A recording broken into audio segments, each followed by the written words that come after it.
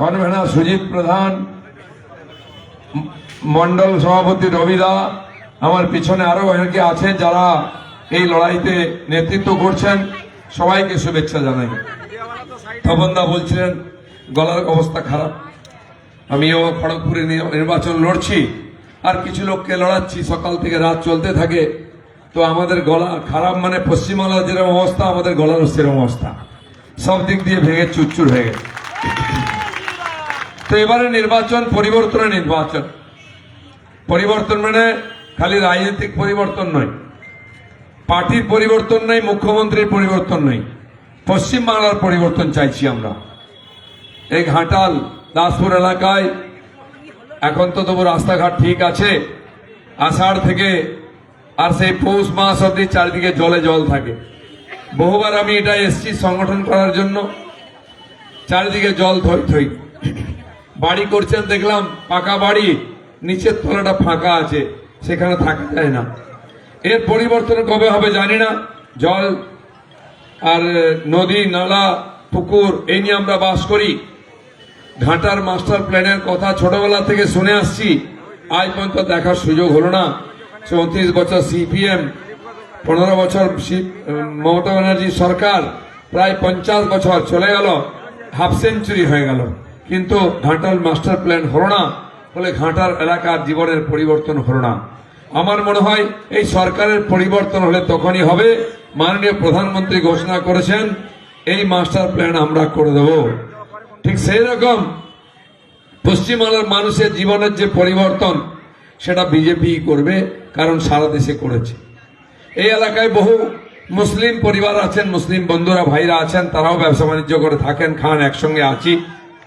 আমি বলতে চাই, মমতা ব্যানার্জি একদিন ভয় দেখাতেন মুসলমানদের যে তোমরা সংখ্যায় কম আছো, বিজেপি তোমাদের কেটে দেবে, মেরে দেবে, শেষ করে দেবে। কেন্দ্রে 12 বছর মোদী সরকার হয়ে গেল, 21টা রাজ্যে বিজেপি সরকার চালাচ্ছে, এক একটা রাজ্যে 25 বছর, 30 বছর, 35 বছর হয়ে গেল। আপনারা বলতে পারবেন কোন মুসলমানকে কেউ ওখানে অত্যাচার করেছে? মুসলমান বলতে কোনো সমস্যা করেছে? আগে গল্প দিতেন যে গুজরাটে কোনো মুসলমান নাই, শেষ করে দিয়েছে। আর যান গুজরাটের মুসলমানের বাড়ির সামনে 4 চাকার কার দাঁড়িয়ে থাকে, আর এখানকার মুসলমান ভাইরা মেয়ের জন্য একটা সবুজ সাথী সাইকেল চাই বলে টিএমসি নেতার পেছনে পেছনে ছুটে, একটা গ্যাস চাই, একটা ঘর চাই, একটা শৌচালয় চাই, টিএমসির প্রধান পঞ্চায়েতের পেছনে পেছনে ঘোরে। কারণ তাদের বাপের টাকায় দেবে নাকি আপনাকে? নরেন্দ্র মোদী টাকা দিয়েছে। হিন্দু মুসলিম সবাইকে এখানে টাকা দিয়েছেন মোদীজি। আবাস যোজনার বাড়ি, শৌচালয়, গ্যাস, 5 বছর ধরে ফ্রিতে রেশন, এটা দিদি দেননি, এটা মোদী দিয়েছেন। বলুন তো এখানে হিন্দু মুসলমান কোনো ভেদ করেছি আমরা? আজকে বাড়ি বাড়িতে সে রেশন আসছে। সেই কোভিডের সময় থেকে খেটে খাওয়া মানুষ চিন্তায় ছিল, কোভিড রাস্তাঘাট বন্ধ, কলকারখানা বন্ধ এবং 100 দিনের কাজ বন্ধ হয়ে গেল। কি হবে? বিশেষ করে মায়েরা ভেবেছিলেন যে বাড়ির লোকের মুখে কি তুলে দেবো। মোদীজি বললেন চিন্তা করবেন না, আমি তো আছি, আপনার বাড়িতে রেশন পৌঁছে যাবে। বলুন 5 বছর ধরে রেশন পাচ্ছেন কি পাচ্ছেন আপনারা? বলুন মুসলমান বলে কাউকে বাদ দেওয়া হয়েছে? কেউ বলতে পারবে না।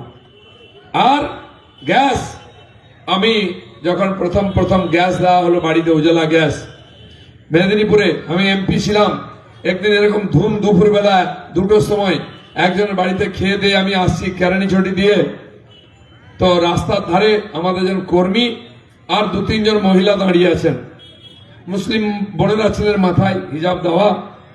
তাহলে কি গো এত দুপুরে দাঁড়িয়ে আছো? বলে তোমার সঙ্গে দেখা করতে চাই। কেন? বলে মোদী আমাদের গ্যাস দিয়েছে, গ্যাসের ওভেনটা বাড়ি থেকে নিয়ে এসছে আমাকে দেখাবার জন্য। বলুন এটা ইমানদারি? এটা কথা দিয়ে কথা রাখা। হিন্দু মুসলমান ভেদ করেনি আর করবে না। আমি বলে দিচ্ছি, আজ পশ্চিমবাংলায় 15 বছর টিএমসি শাসন, তার আগে 34-35 বছর সিপিএম এর শাসন। যদি কেউ মারা গিয়ে থাকে বেশিরভাগ মুসলমান, যদি কেউ জেলে গিয়ে থাকে মুসলমান, ক্রিমিনাল থেকে আরম্ভ করে সমাজ বিরোধী ঘোষণা করেছে মুসলমানদেরকে। আর সাচার কমিটি রিপোর্ট বলেছে পশ্চিমবাংলায় মুসলমানরা সবচেয়ে গরিব, অশিক্ষিত, পিছিয়ে থাকা। বলুন এর জন্য বিজেপি দায়ী? বিজেপি দায়ী? বিজেপি তো কোনোদিন ক্ষমতায় আসেনি।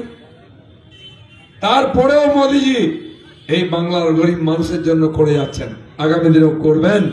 সেই জন্য পরিবর্তন চাই, বাংলার মানুষের জীবনের পরিবর্তন চাই। অনেকে ভাবছে বিজেপি লোকেরা মুখ্যমন্ত্রী মন্ত্রী হওয়ার জন্য খুব বোধহয় লালায়িত। হ্যাঁ, অবশ্যই রাজনীতি করেছি, আজ হোক কাল হোক বিজেপি ক্ষমতায় আসবে, আমাদের এরা সব মন্ত্রী হবে, নেতা হবে, পঞ্চায়েত জেলা পরিষদ সমিতির দায়িত্ব নিয়ে আপনার জীবনে পরিবর্তন করবে।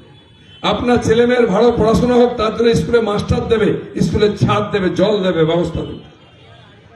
আপনার বাড়ির বয়স্ক মানুষদের চিকিৎসা ভালো হোক, তার জন্য হসপিটালে ডাক্তার দেবে, নার্স দেবে, ওষুধ দেবে। আপনি নিশ্চিন্তে বাড়িতে ঘুমোতে পারবেন, শান্তি শৃঙ্খলা থাকবে, তার জন্য থানায় পুলিশ দেবে। সিভিক পুলিশ দিয়ে তো আমার থানা চালাবো না। বন্ধুগণ, সেই জন্য পরিবর্তন চাই।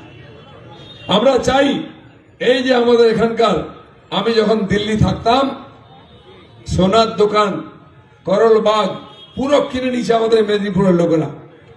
সোনার লেখাপড়া জানে না, 30-40 বছর কাজ করে, নিজের কারখানা করেছে, জিনিসপত্র তৈরি করে লোককে সাপ্লাই করে, আমরাও পাই। যে বাড়ি যেতাম, যে দোকানে যেতাম, কোথায় বাড়ি? ঘাটালে বাড়ি, দাসপুরে বাড়ি, আরামবাগে বাড়ি। এই এলাকার সমস্ত এলাকায় মেদিনীপুর, পশ্চিম মেদিনীপুরের মানুষ হাজার হাজার আছে, লক্ষ লক্ষ আছে। তারা পরিশ্রম করে ওখানে কোটিপতি হয়েছে। করণবাগে পাঞ্জাবিদের পুরো বাড়ি কিনে নিয়েছে, মহল্লাকে মহল্লা। আমি তাদের বাড়ি যাই, এখনো যাই, খাওয়া দাওয়া করি। কি আপনাদের গ্রামের ছেলেরা আছে কিনা? গেছে কিনা এখান থেকে? কেন গেছে? গেছে ভালো হয়েছে। নাহলে গামছা পরে এখানে কালার ঘোরাঘুরি করতে হতো, মাছ ধরতে হতো, ধান কাটতে হতো। কি হতো কিনা? ফুল বিক্রি করতে হতো, ফ্যান চালাতে হতো, ফল বিক্রি করতে হতো। আর যারা চলে গেছে 30-40 পরে পুরো এলাকা দিল্লি কিনে নিয়েছে, মেদিনীপুরিয়া মেদিনীপুরিয়া মেদিনীপুরিয়া। সবার সঙ্গে আমার পরিচয় আছে। এখানেও অনেকের গ্রামে গেছি আমি। কেন গেছে? এই যে 50 বছর সিপিএম আর টিএমসির অত্যাচার, লুটপাট, তার ফলে আজকে আমাদের গ্রামগঞ্জের ছেলেদেরকে বাংলা ছাড়তে হচ্ছে। 1 2 হাজার 2000 লাখ নয়, 50 লাখ বাঙালি যুবক আজকে বাংলা ছেড়ে চলে গেছে। গত 5 বছর আমি ভারতবর্ষের বিভিন্ন রাজ্যে গেছি এই বিজেপির অল ইন্ডিয়া ভাইস প্রেসিডেন্ট থাকার জন্য। বিশাখাপত্তনম, হায়দ্রাবাদ, কোচি, গুজরাট থেকে, রাজস্থান থেকে আরম্ভ করে পাহাড়ে গেছি, উত্তরাখণ্ডে, আসাম, ত্রিপুরা, আন্দামান। যেখানে হোটেলে ঢুকতে যাই, যে ছেলেটা আপনার ব্যাগ নিয়ে যাবে সে বাঙালি, কানে কানে বলবে দাদা একটা সেলফি নেব। পোর্ট ব্লেয়ারও দেখেছি, ত্রিপুরায় দেখি, যান আগরতলায়, গুয়াহাটি, কোথায় নাই। সারা ভারতবর্ষের দিল্লি থেকে আরম্ভ সব শহরে যে খেতে দেবে, যে বাসন দেবে, যে থালা তুলে নিয়ে যাবে, ঘর মুছে দেবে, বাঙালি। বাঙালি কি ওয়েটার, বেয়ারার, লেবার হওয়ার জন্য জন্মেছে? এই বাঙালি আগে ইউনিভার্সিটিতে পড়াতো, ডাক্তারি করতো, ইঞ্জিনিয়ারিং করতো। আজ উঠে গেছে বাংলা লেবার সাপ্লাই করার জায়গা হয়ে গেছে। হয় বাইরে যাও, নাহলে এখানে রেশনের চাল খাও, আর মামাটি মানুষের ঝান্ডা ধরে মামাটি মানুষ জিন্দাবাদ বলো, নাহলে জেলে ভরে দেবে। এটার পরিবর্তন চাই। আপনারা চান না যে ছেলেটা গুজরাটে চাকরি করছে, মহারাষ্ট্রে চাকরি করছে, দিল্লি চাকরি করছে, সে বাড়িতে এসে থাকুক, বুড়ো বয়সে বাবা মাকে দেখুক, ছেলে বউকে নিয়ে সংসার করুক? আমরা সেটা করতে চাই। বাংলার চেয়ে বাংলায় আসবে, এখানে ব্যবসা করবে, এখানে চাকরি করবে, বুড়ো বাবা মার সেবা করবে, বউ ছেলে মেয়ে নিয়ে সংসার করবে। সেই সুখী বাঙালি আমার দিতে চাই। তাই পরিবর্তন চাই, তাই পরিবর্তন চাইছি। দিদিমণি সব চলে গেছে, খালি রাস্তায় একা পিসি ভাইপো, তার পার্টির লোকেরাও বেরোচ্ছে না। এখন কি হচ্ছে? এসআইআর 4 মাস হলো, কিছু করতে পারলেন না, নাম কেটে গেছে। কার নাম কেটেছে? 1-2 ভুল ভাল হয়েছে, তাও তাদের কর্মচারীরা বিএলও হয়ে ইচ্ছা করে লোককে ফাঁসিয়েছে। তার দোষটা মমতা ব্যানার্জি এবং তার লোকেদের। তা নাহলে এই বেটারা বিএলওরা, সরকারি কর্মচারীরা রাতারাতি ইউনিয়ন বানিয়ে ফেললো। তারা গিয়ে ইউনিয়ন বানিয়ে নির্বাচন অফিস ঘেরাও করছে নির্বাচন কমিশনকে। এরা ইচ্ছা করে করেছে, যাদের কষ্ট হয়েছে এদের জন্য। দিদি এখন নাকে কানছেন, কেন বললেন না কর্মচারীদের যে ভুলভাল লিখবে না? কাজ করে না, ফাঁকি মেরেছে, তাই আমাদের কষ্ট হয়েছে। তো এসআইআর হলো না, হয়ে গেল। নির্বাচন কমিশনকে কালো ঝান্ডা দেখাচ্ছেন, গো ব্যাক বলছেন। নির্বাচন কমিশনের বিরুদ্ধে লড়াই করে নির্বাচন জিতবেন? হবে না। এবারে ভিটে মাটি সব উঠে যাবে। তাই এখন নতুন শুরু হয়েছে, বাঙালি মাছ খাবে না ডিম খাবে না মাংস খাবে? আরে বাঙালি আগেও মাছ খেয়েছে, আপনার বাপ ঠাকুরদার আগের থেকে খাচ্ছে, এখনো খাচ্ছে, কালকেও খাবে। নালে ঘাটালের লোকের চারদিকে পুকুর আছে, খাবে কি? আরে আপনি বাঙালির মাছ খাওয়ার জন্য কি করেছেন? এখানে ধান চাষ হয়, এখানে ধান চাষ করব, এখানকার ভাত আর এখানকার মাছ, এই দুটো খেয়ে বাঙালি এখানে থাকবে, বাইরে কোথাও যাবে না। আপনি বাঙালিকে ঘর ছাড়া করছেন, এদিকে মাছের গল্প বলছেন।